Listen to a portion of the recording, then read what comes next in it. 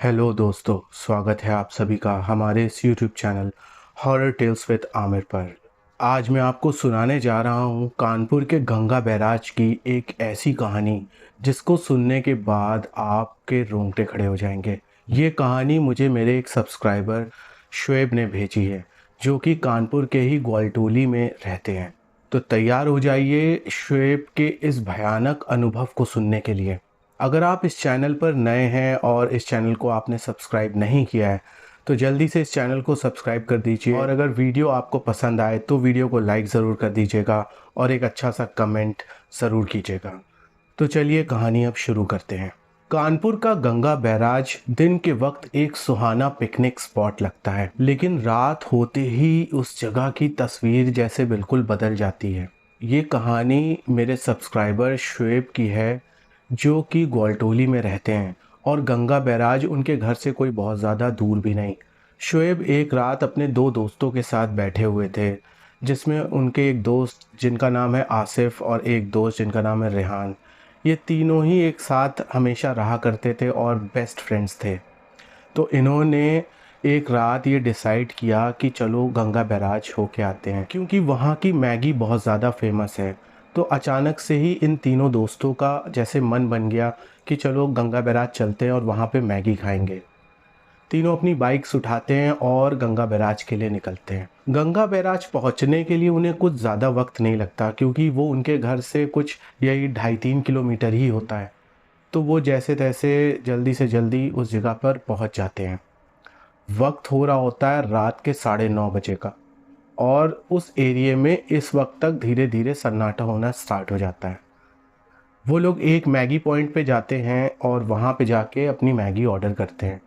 Maggi खाते खाते और गपशप करते हुए, फ़ोटोज़ खींचते हुए, हंसी मजाक करते हुए उनको 10:30 कब बज जाता है पता ही नहीं चलता। तभी शुएब के दिमाग में एक बात आती है कि यार ये एरिया हम दिन में तो बहुत ज़्यादा आते हैं, पर चलो आज रात में चल के देखते हैं कि नदी का किनारा कैसे लगता है। क्योंकि गंगा बैराज के पुल को पार करने के बाद एक रोड नीचे के साइड एक कच्चा रास्ता टाइप जाता है, जिससे लोग दिन के वक्त वहाँ पे जाते हैं और नदी के काफ़ी किनारे और काफ़ी पास पहुँच जाते हैं।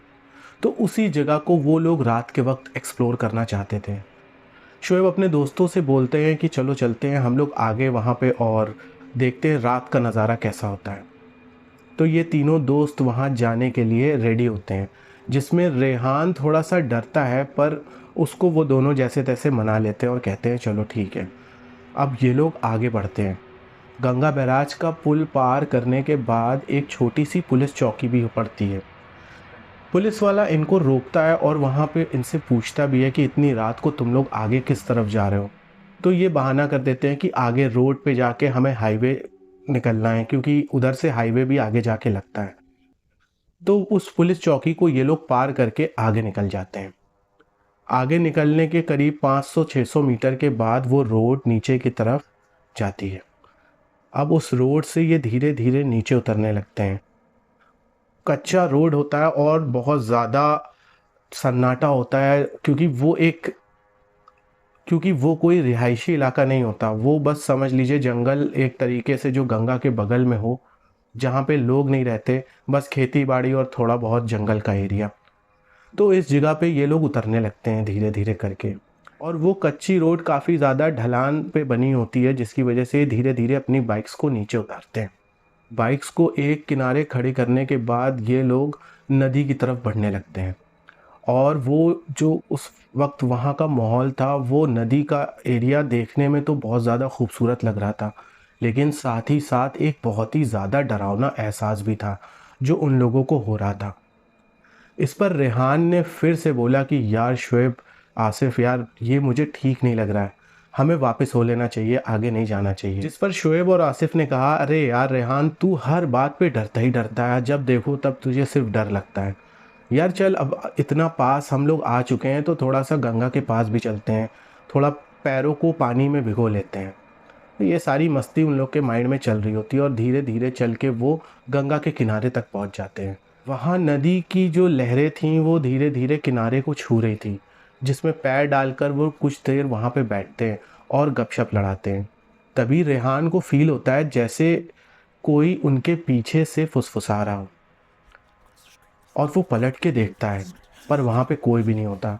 रेहान का चेहरा बिल्कुल उतर जाता है और वो शुएब से कहता है, यार शुएब, मुझे जैसे लगा किसी ने पीछे से मुझे आवाज़ दी है। तो शुएब ने कहा, यार तू हर वक्त तुझे इसी तरीके की चीज़ें होती, हमको तो ऐसा कुछ भी नहीं लगता। तभी अचानक से एक बार फिर से वही आवाज़ आती है, इस बार जैसे कोई शुएब को पुकार रहा होता है। अब ये सुनने के बाद शुएब के कान खड़े हो जाते हैं और वो पलट के तुरंत देखता है। आसिफ भी हड़बड़ा जाता है क्योंकि इस बार शुएब को ये फीलिंग हुई थी। अब रेहान की बात झूठ नहीं लग रही थी। तीनों दोस्त पीछे मुड़कर देखने लगते हैं और खड़े होकर ये सोचने लगते हैं कि आखिर आवाज़ आ कहाँ से रही है। तभी उनको पेड़ों के हिलने की आवाज़ आती है। सामने के पेड़ जैसे अपने आप बिना हवा चले ही हिल रहे हों, बिल्कुल अलग तरह से। और ये देखकर वो लोग बहुत ज़्यादा घबरा जाते हैं। फिर शुएब कहता है कि चलो ठीक है यार, अब हम लोग यहाँ से निकलते हैं। मुझे लगता है कि यहाँ पे कोई जंगली जानवर आ गया है या कोई भी गांव का आदमी जो हम लोग को डराने की कोशिश कर रहा है। और उस एरिए में आगे जाके थोड़ी बहुत लूटपाट का भी मामला रहा करता है। इस वजह से उनको लगता है कि यार ऐसा ना हो कि कोई घटना हो जाए, तो यहाँ से निकल चलते हैं। वो लोग अपने कदम आगे बढ़ा ही रहे होते हैं जहाँ पे उनकी बाइक्स खड़ी होती हैं। तभी पेड़ के पीछे से उनको एक साया बाहर आते हुए दिखता है। ये एक 7-8 फीट लंबी औरत का साया होता है जिसने सफ़ेद साड़ी पहनी होती है। उसका चेहरा बिल्कुल जैसे बूढ़ी औरतों की तरह होता है। आंखें बिल्कुल काली होती हैं, बाल बहुत लंबे लंबे और सफ़ेद होते हैं। वो धीरे धीरे उस पेड़ से बाहर आती है और उन तीनों को घूर रही होती है। ये देख के तीनों बहुत ज़्यादा अचंभित रह जाते हैं और उनके जैसे हाथ पैर काम नहीं करते। तीनों बुरी तरह से डर के मारे कांपने लगते हैं। तभी रेहान डर के मारे चीख मारता हुआ उस कच्ची रोड की तरफ भागता है और ऊपर चढ़ने की कोशिश करने लगता है। शुएब और आसिफ भी उसके पीछे पीछे भागते हैं और जैसे अचानक से ही वो औरत उस जगह से गायब होकर सीधे रेहान के सामने आ जाती है और उसको एक कस के झापड़ मारती है जिससे वो दूर जाके गिरता है। शोएब के मन में ख्याल आता है कि ज़रूर हो ना हो ये कोई एक चुड़ैल है जिसने आज हम लोगों को घेर लिया है और शायद अब ये हम लोग को ज़िंदा भी नहीं छोड़ेगी। शोएब चीखता हुआ रेहान की तरफ दौड़ता है और तभी रेहान को लगता है जैसे उसके पैर को पकड़ के कोई उसको खींच रहा हो जंगल की तरफ। रेहान कस कस के चिल्लाने लगता है। शोएब और आसिफ उसके दोनों हाथ को पकड़ के उसको कस के खींचते हैं और जैसे उस चंगुल से उसको छुड़ाते हैं। तभी जैसे उनको फील होता है कि उनकी पीठ पे, उनके चेहरे पे, उनके पैर पे कोई बहुत ज़ोर ज़ोर से मार रहा हो। शोएब को उठा के जैसे कोई ज़मीन पे पटक देता है। क्योंकि वो गंगा का किनारा है और पूरे में बालू और मिट्टी होती है तो बहुत ज़्यादा चोट तो नहीं आती, लेकिन शोएब बहुत ज़्यादा डर जाता है इस चीज़ से। जैसे तैसे करके वो लोग अपनी बाइक्स को वहाँ से उठाते हैं और चीख पुकार करते हुए बहुत तेज़ी से चढ़ते हैं उस रोड के ऊपर। अब गाड़ी वो बिल्कुल वहाँ पे रोकते नहीं क्योंकि उनको ये पता था कि अब यहाँ पे रुकना बिल्कुल खतरे से खाली नहीं है और हो सकता है शायद उनकी जान भी चली जाए। शुएब और आसिफ एक बाइक पे होते हैं और रेहान अपनी अलग एक बाइक पे होता है। जैसे ही शुएब अपनी गाड़ी को एक्सेलरेशन देता है तभी धड़ाम से एक आवाज़ आती है और पलट के देखता है तो रेहान रोड पे गिरा होता है। उसकी बाइक जैसे गिर जाती है और उसका एक्सीडेंट हो जाता है। वो लोग जल्दी से अपनी बाइक रोकते हैं और दौड़ के रेहान के पास जाते हैं, उसको उठाते हैं। काफ़ी ज़्यादा चोटें आ जाती हैं रेहान को, लेकिन रेहान का बर्ताव ऐसा होता है जैसे रेहान को कोई तकलीफ़ का एहसास ही ना हो। वो बिल्कुल शॉक्ड चेहरे के से उनकी तरफ देखता है और कहता है कुछ नहीं हुआ, मैं ठीक हूँ, चलो चलें, चलो चलें। अरे वो अब कोई नहीं आएगा, कोई नहीं आएगा, मतलब उनको ऐसा दिलासा देता है। जो रेहान सबसे ज़्यादा डर रहा होता है वो अब जैसे बिल्कुल डर ही नहीं रहा होता। रेहान अपनी बाइक खुद उठाता है, उसके हाथ से खून निकल रहा होता है, उसके पैरों से खून निकल रहा होता है। ये एक्सीडेंट में उसको काफ़ी चोट आई होती है और वो बिल्कुल जैसे बिंदास होके जैसे उसको कुछ भी हुआ ही ना हो, वो अपनी बाइक को चला के उन लोगों के साथ अपने घर वापस ग्वालटोली आता है। तीनों क्योंकि पक्के दोस्त होते हैं और उनका घर भी बिल्कुल आसपास अगल बगल ही होता है। अब रेहान अपने घर चला आता है, शोएब और आसिफ भी अपने अपने घर चले आते हैं। इस चीज़ के बारे में वो अपने घर में किसी को भी नहीं बताते, क्योंकि जो भी घटना उनके साथ घटी थी, इसको अगर वो अपने घर पे बताते तो उनको और ज़्यादा डांट पड़ती और मार भी पड़ती, क्योंकि घर वाले उनसे यही पूछते कि इतनी रात में तुम्हें उस जगह पे जाने की ज़रूरत ही क्या थी।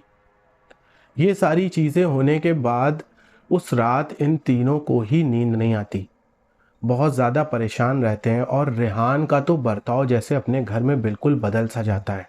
शुएब बताते हैं कि रेहान के मम्मी पापा ने बताया कि जिस दिन रेहान रात को उस आया था, जब ये हादसा हुआ, तो रेहान ने खाना भी नहीं खाया और वो अपने माँ बाप को बिल्कुल अलग तरह से घूर रहा था। वो उनको देख के बिना पल के झपकाए एक सा घूर रहा था। इससे उसके पापा ने उससे ये चीज़ पूछी भी कि तेरी तबीयत तो ठीक है बेटा, क्या है, लेकिन वो कुछ भी नहीं बोला और अपने कमरे में जाके सो गया था। तो ये सारी बातें शुएब ने बताई जो उस रात उनके साथ घटी थी। अगले दिन जब रेहान उठा तो रेहान का बर्ताव बिल्कुल बदला बदला सा था। वो बिना ही किसी बात के बस जैसे बैठ के मुस्कुरा रहा था और अपने माँ बाप को देख रहा था और बहुत ही शैतानी हंसी जैसे हंस रहा था। ये देखने के बाद रेहान के माँ बाप ने शुएब को और आसिफ को बुलाया। आसिफ और शुएब जब रेहान के घर गए तो उसको देख के वो बहुत ज़्यादा डर गए, क्योंकि उन दोनों को रेहान के चेहरे में एक वो झलक सी दिख रही थी जो उस चुड़ैल का चेहरा था जो उन्होंने देखी थी, जो उन्होंने उस रात देखी थी। जैसे लग रहा था कि बिल्कुल वैसी ही हंसी रेहान भी हंस रहा है जैसे उस रात वो चुड़ैल हंस रही थी।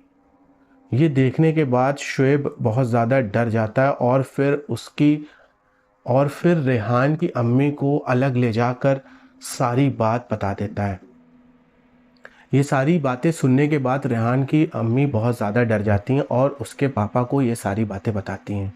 रेहान के पापा ये सारी बातें सुनने के बाद बहुत ज़्यादा परेशान हो जाते हैं और शुएब और आसिफ को बाहर ले जाके बहुत डांटते हैं और कहते हैं कि तुम लोगों को इतनी रात में उस जगह पर जाने की ज़रूरत ही क्या थी।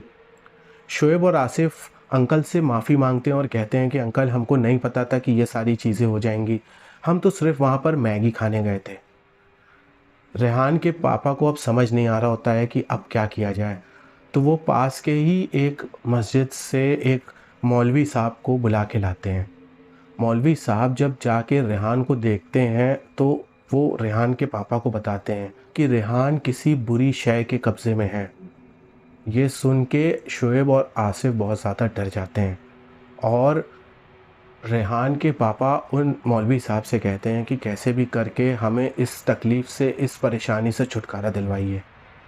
मौलवी साहब कहते हैं कि मैं पूरी कोशिश कर सकता हूँ, लेकिन जो गलती इन लोगों ने करी है वो बहुत बड़ी है, क्योंकि ये चुड़ैल कहीं इधर-उधर की नहीं बल्कि गंगा के किनारे की है और गंगा के किनारे की जो भी रूहें होती हैं वो बहुत ज़्यादा ज़िद्दी होती हैं।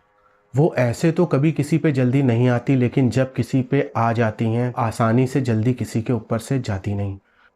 मौलवी साहब ने अपना सारा कार्यक्रम चालू किया और रेहान के साथ 7 दिन तक झाड़ फूँक का कार्यक्रम चलता रहा, जिसमें रेहान की कभी-कभी आवाज़ें बदल जाती, कभी वो चिल्लाने लगता, कभी-कभी दीवार में जाके जैसे चिपक सा जाता, कभी कोने में बैठ जाता, कभी एक बूढ़ी औरत की आवाज़ में रोने लगता, कभी एक छोटे बच्चे की आवाज़ में हंसने लगता। ये सारी चीज़ें मुसलसल 7 दिनों तक चली और फाइनली जाके रेहान को उस चीज़ से छुटकारा मिला। अब रेहान और शुएब और आसिफ आज भी अच्छे दोस्त हैं, लेकिन वो गंगा बैराज की तरफ जाना तो क्या, उस जगह का नाम सुनना भी अब पसंद नहीं करते। शुएब के साथ हुई ये जो भूतिया घटना थी, ये शुएब ने अपनी ज़बानी मुझे बताई और उन्होंने मुझसे बताया कि ये एक सच्ची कहानी है जो सन 2022 में उन लोगों के साथ घटी थी और शुएब चाहते थे कि मैं इस कहानी को आप लोगों तक इस वीडियो के माध्यम से पहुंचा दूं। तो दोस्तों, आपको ये कहानी कैसी लगी कमेंट बॉक्स में ज़रूर बताइएगा और इस चैनल को अगर आपने अभी तक सब्सक्राइब नहीं करा तो बिल्कुल इसको सब्सक्राइब करिए, क्योंकि आगे इसी तरीके की हॉरर, मिस्टीरियस और डर से भरी हुई कहानियाँ मैं इस चैनल पे आप लोगों के लिए लाता रहूँगा। तो मिलते हैं अगली वीडियो में, तब तक के लिए गुड बाय।